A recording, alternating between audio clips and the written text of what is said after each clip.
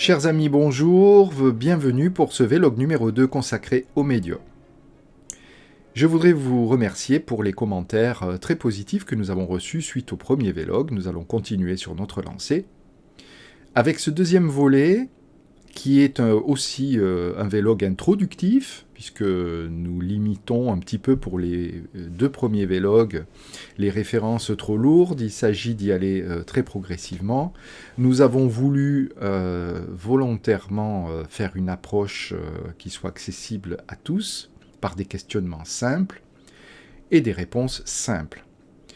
Évidemment, à partir du prochain volet, nous allons commencer à rentrer un petit peu plus dans le vif du sujet, avec des références, mais il était important de pouvoir commencer à parler de ce sujet complexe par des questionnements élémentaires tels que y a-t-il des esprits et les médiums que nous allons évoquer aujourd'hui.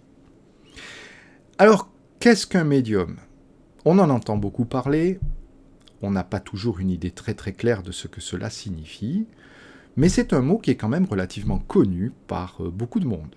Il est connu, pourquoi ? Parce que, on en entend parler dans les livres, il y a des gens qui font de la publicité pour des services plus ou moins commerciaux sur leur médiumnité, il y a évidemment le cinéma qui aborde cette question, et on n'a pas toujours une idée très très claire de ce que cela signifie.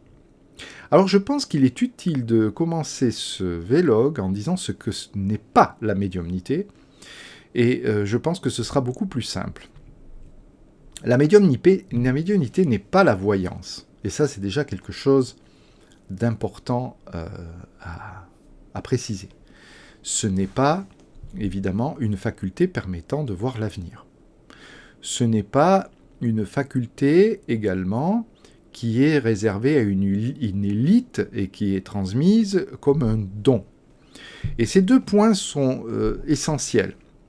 J'ai donné, évidemment, pas mal de conférences, des fois dans des associations qui n'étaient pas forcément spirites. J'ai été souvent confronté à ces amalgames. Et des personnes, quelquefois, soutiennent avoir cette capacité, et en général, soutiennent l'avoir reçue d'un quelconque aïeul, une grand-mère, une tante. Et c'est une façon assez courante de recevoir ce type d'informations dans les conférences publiques. Je comprends tout à fait le sentiment de ces personnes qui sont persuadées d'avoir reçu un don. On verra bien plus tard, au cours de nos vlogs, que ce n'est pas tout à fait exact. On ne peut pas parler de don à proprement parler. Toutefois, il est intéressant de constater que des personnes remarquent certaines facultés parce qu'ils ont un creuset familial qui est plutôt favorable à la mise en évidence de ces capacités. Par exemple, parce qu'il y a une tradition familiale, tout simplement. Donc on s'y intéresse. Et cela permet d'avoir quelquefois une sensibilité particulière aux phénomènes qui sont classés comme étant paranormaux ou ésotériques. La médiumnité n'est pas non plus de la voyance. Alors, ça, c'est quelque chose qui, à la vie dure, nous entendons assez régulièrement ce genre d'affirmation. Et quand on parle de voyance, on s'aperçoit que les voyants ont, au fil des 50 dernières années, emprunter des termes en fonction d'effets de mode également. Par exemple, au début, on parlait de voyant. Puis un jour, quelqu'un a parlé de voyant extra-lucide, et on a commencé à voir fleurir les cartes de visite avec le mot extra-lucide. Et il y a une vingtaine d'années, je dirais même une quinzaine d'années, on a commencé à voir le mot médium apparaître sur les cartes de visite. Et donc maintenant, les voyants sont médiums, d'après effectivement cette terminologie populaire. Donc, dans l'inconscient collectif, les voyants sont des médiums et les médiums sont des voyants. Vous voyez que le raccourci est assez rapide. Toutefois, ce n'est pas toujours le cas. Nous ne disons pas que ce n'est jamais le cas, mais en tout cas, ce n'est pas toujours le cas. Et nous consacrerons d'ailleurs un vlog spécial sur la voyance pour que ce soit bien clair, la manière et les mécanismes, et surtout ce qui est possible et ce qui ne l'est pas. Alors, pour revenir au sujet d'aujourd'hui, pour parler des médiums qui ne sont pas des voyants, et les voyants qui ne sont pas des médiums, le médium n'a pas pour vocation à faire de la divination. Ce n'est pas son rôle. Le médium est un messager, et quelqu'un qui a la capacité de faire une interface entre deux mondes, un monde dit spirituel et un monde dit matériel, notre monde. Et Allan Kardec a voulu nous donner une définition pour commencer un petit peu à réfléchir sur cette question. Et cette définition nous est donnée dans le livre des médiums, que vous voyez ici, qui est le paragraphe 159, en nous disant « Toute personne qui ressent à un degré quelconque l'influence des esprits est par cela même médium ». Alors cette première partie de la définition nous aide à comprendre au sens large de quoi il s'agit. La médiumnité est une forme de sensibilité. Dans le mot sensibilité, il y a sens. Et sens, ça veut dire tous les sens. Les yeux, les oreilles, le kinesthésique, c'est-à-dire le toucher, mais également l'odorat, le gustatif, etc. Donc tous ces sens, d'une certaine manière, sont une porte d'entrée pour différentes formes de médiumnité. Et ça, bien sûr, c'est aussi... on ne va pas rentrer dans le détail au cours de ce vlog introductif, mais vous verrez que cela peut effectivement avoir des conséquences étonnantes sur les différentes formes de médiumnité. Donc il s'agit d'une affaire de sensibilité. Et cette sensibilité permet de faire une médiation, puisque c'est un moyen qui nous permet donc d'une certaine manière de percevoir des choses de notre environnement. Et vous savez que la communication est une affaire de perception. Donc, grâce à cette perception, il est possible d'établir une communication. Et cette communication se fait entre deux mondes. Nous avons, lors de notre vlog précédent, parlé des esprits. Eh bien, c'est précisément là que s'oriente notre attention sur la communication avec les esprits. Évidemment, il y a d'autres corollaires complexes et subtils, nous n'allons pas les aborder aujourd'hui, mais ce qui est important de retenir, c'est cela précisément. La médiumnité est une forme de sensibilité, est une sensibilité qui est inhérente à l'homme, à tous les hommes, et nous allons le voir en détail, et qui permet de ressentir à des degrés divers les esprits. Allan Kardec continue dans sa définition, je vous invite donc à lire la suite de ce paragraphe 159. Cette faculté est inhérente à l'homme et par conséquent n'est point un privilège exclusif. Et ça, vous voyez, c'est aussi un clin d'œil à l'histoire du don, chers amis. Ce n'est pas un privilège exclusif, ce qui veut bien dire qu'il ne s'agit pas d'un don.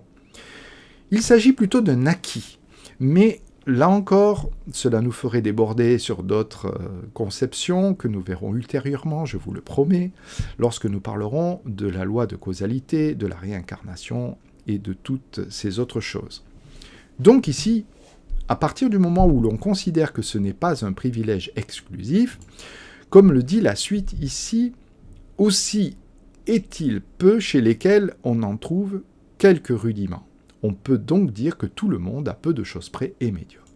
Alors ce que Kardec nous enseigne ici, c'est que nous avons tous cette faculté à l'état au moins latent. Mais chez certains, elle est plus développée que chez d'autres. Est-ce que cela veut dire que tout le monde peut devenir médium ? Eh bien la question est un peu large, mais en réalité ce que cela veut dire, c'est que certains pourront être de bons médiums, et d'autres de moins bons médiums. Quand je dis bon et moins bon ici, je parle surtout de la sensibilité, bien entendu.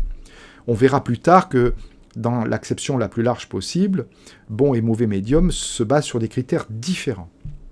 Mais ici, ce que cela veut dire, c'est que tout le monde est médium, mais à des degrés de sensibilité différents. Certains sont très sensibles et d'autres sont avec une sensibilité quasi nulle. Donc, on a le sentiment que pour eux, il ne se passe rien du tout.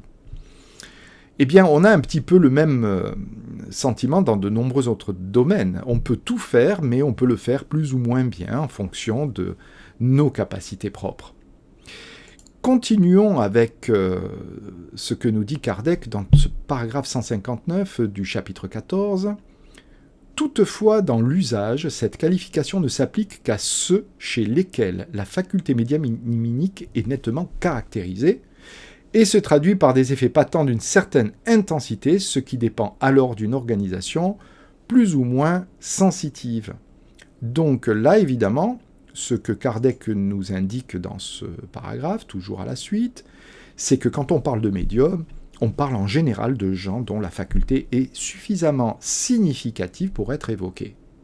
Tout simplement. Concluons avec ce paragraphe 159. Il est en outre à remarquer que cette faculté ne se révèle pas chez tous de la même manière. Les médiums ont généralement une aptitude spéciale pour tel ou tel ordre de phénomène, ce qui en fait autant de variétés qu'il y a de sortes de manifestations. C'est ce que je vous disais juste avant, on parle de sensibilité. Et les sensibilités se réfèrent aux sens.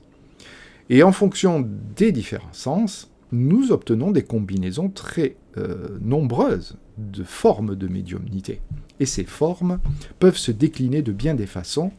La nature aime la différence, elle nous permet de facilement envisager l'idée que si deux êtres humains sont différents, leurs perceptions sont différentes, multipliez à cela les modalités sensorielles et vous verrez qu'on obtient un très grand nombre de possibilités. Voilà.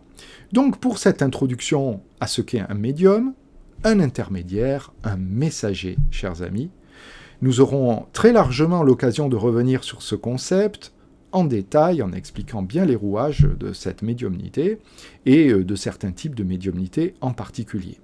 Alors juste pour conclure, ne pas oublier aussi l'idée qu'il y a beaucoup de vocabulaire qui sera proposé pour les vlogs ultérieurs.